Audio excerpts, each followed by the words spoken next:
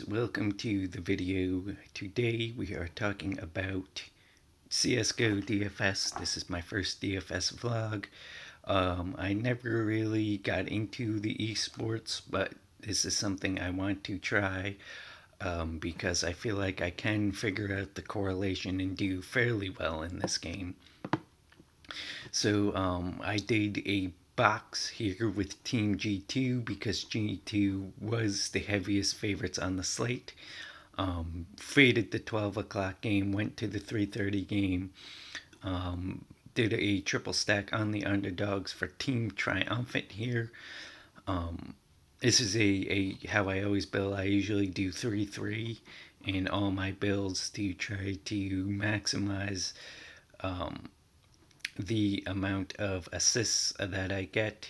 I am fading the 12 o'clock game, so around 1 o'clock or so, or maybe around 2:30, somewhere between 1:30 and 2:30. I'm going to report back after this game ends and see how I feel going into the 3:30 game. If I'm going to make any late swaps, if I'm going to lock in, I will report back. But as of right now, this is what I am rolling with. G2 stacked with some T1, Team 1 here with 3 underdogs. Fading the early game. Again, prioritizing G2 because G2 is the heaviest favorites and then making the rest work. So I will report back to you into this slate. It is 10:15.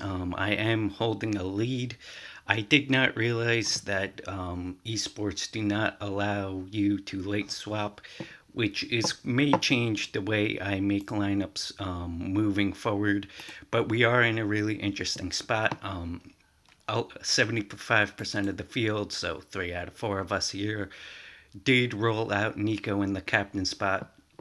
So having him there does not really give an edge.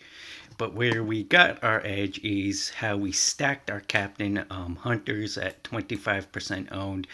He's put up 22 points, so I do have a 22-point edge over the field.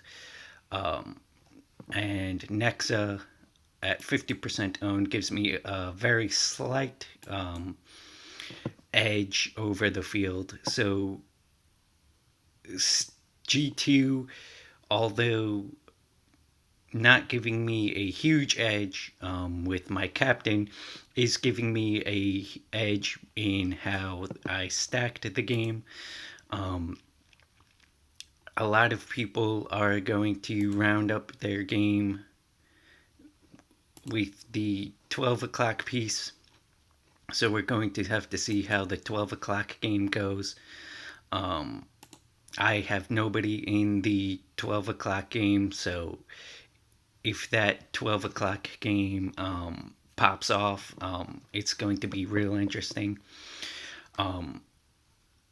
Hopefully that my 3:30 stack with the ancillary pieces here at 25% owned goes off.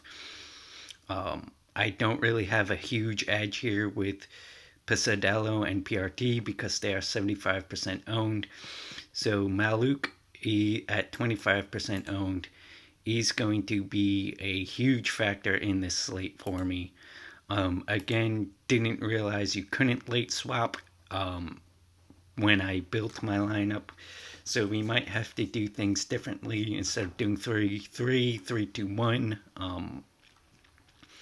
Might be a better option here, but so far so good. I'm in a position where if my pieces do go off in the right ways, I still have a shot to win.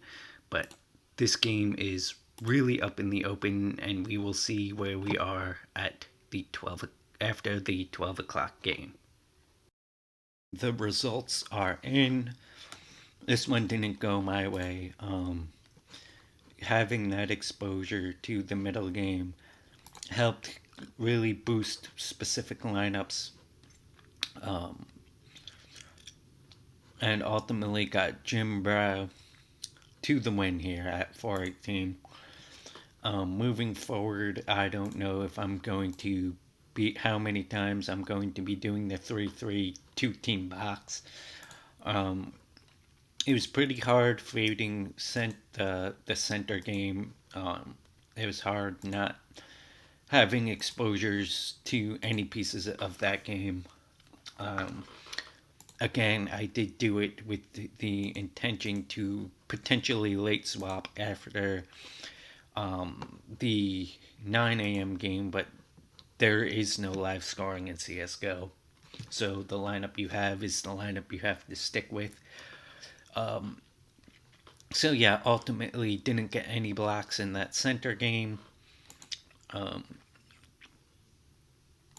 the people who had exposure to the center game and the expensive pieces in the 330 game ultimately ending up winning this format. Um, I was close. I still had a good shot on goal here, but the 3-3 square did not prevail. So, yeah, that's going to round out this vlog today. We'll be back on another one doing another sport we haven't tried. Um, yeah, so thank you for watching. If you liked the video, give it a thumbs up. If you don't like the video, give it a thumbs down and tell me how I could do better in the comment section below. And I'll see you.